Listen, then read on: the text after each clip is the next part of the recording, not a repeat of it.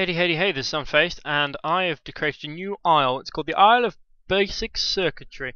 And what I'm going to do now is show you, with my standard use of pistons as exhibits, is how to turn a button impulse, which is a 1.5 seconds, into any length of impulse. Okay? So, the reason you might want to do this is because on previous videos, for example, I showed a running floor where the pistons go up, down, up, down, up, down, up, down, up, down for the length, and then at the end of it, you're at the other end. Okay. Now the advantage of that is that you can. The advantage of that is, as you can say, we did the entrance earlier, and you can run across it, things like that. But the advantage of a button as opposed to a switch is you can turn the button turns itself off. So when you're at the other end, you don't have to be able to see the switch to turn it off. Okay. There's another video up that will show you how to make a pulse using a switch, but this is the pulse created by the button, which is 1.5 seconds long, and I'm going to show you how to turn it into a different length, okay? So what I've done is turn the 1.5 second pulse into a 2 second pulse, okay? On this circuit.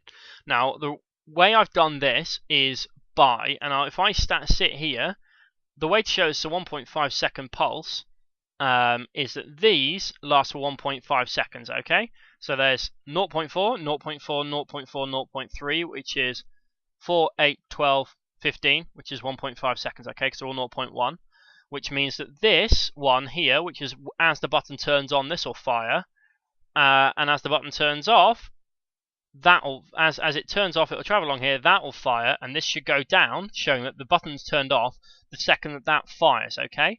And if it works as it should do, that will happen. If I can click on it, which you probably can't from that angle. I don't want to show you the one on the other end, which is why I'm going over here a bit. On and off. So they go at the same time, okay? Which demonstrates it's 1.5 seconds, that this is the correct configuration. That's 1.5 seconds. That turns off as that turns on. So that delay is 1.5. So what I've done is to turn it into a 2-second delay, okay? As you can see along here, we've got 0.4, 0.4, 0.4, 0.4, 0.4. 5 0.4s equals 2 seconds. So if I've done this correctly, that should turn off as that one turns on. And it does. So it goes on, and then as it gets to the other end, they alternate, okay? So that gap delay is 2 seconds, which means I have a 2 second pulse there. Now the way I've done that is to split the one pulse created by the button, the one pulse of current created by the button, into two. Okay? Now, because this isn't a real circuit, it doesn't negate any of the power. It's just redstone, it's not real. So the voltage, not power, but the voltage doesn't negate it, okay? Because Kirchhoff laws would state that actually if you split the voltage, then you get half going down this side, half going down this side. But on a redstone circuit, you don't have that effect. You get full on both sides, which is really useful. So, what I've done is so this will take 1.5 seconds to go through here, and then the pulse will go off over there, okay?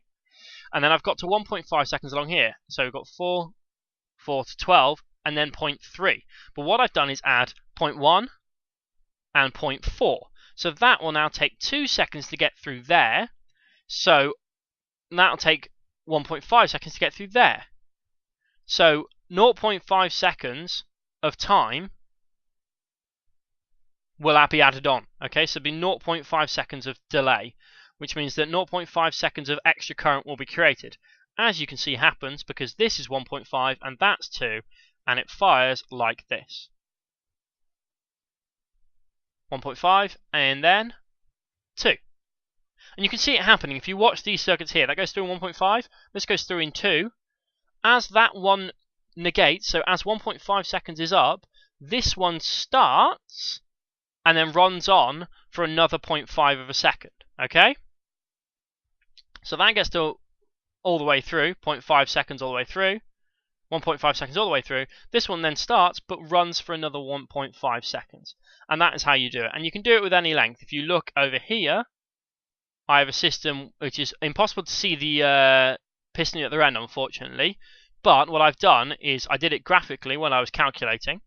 I've got 15 along here, and 15 with a switch on each along here, which means that this one along here, which I just did 30 off just to prove that you could do it, is 3 seconds, okay? So you can do it with any length, and obviously you can instead of doing that, you could just flip the switch along to make it, instead of it being 0.1, it's 0.4 instead. You can make it shorter like I've done here.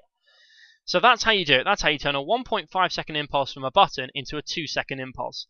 And by leaving that at 1.5 seconds, the control there at 1.5 seconds, and then changing the length of this, you can change how long that impulse is, okay?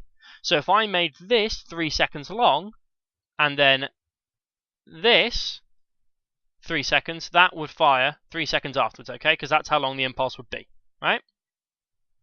So that's how you do it. Thank you very much for watching. I'm going to, there's going to be loads of these basic circuitry videos up. They're going to be all around this little island I've got here. But that is how to turn a 1.5 second impulse into anything else you'd like. Thank you very much for watching. This is Unphazed signing out.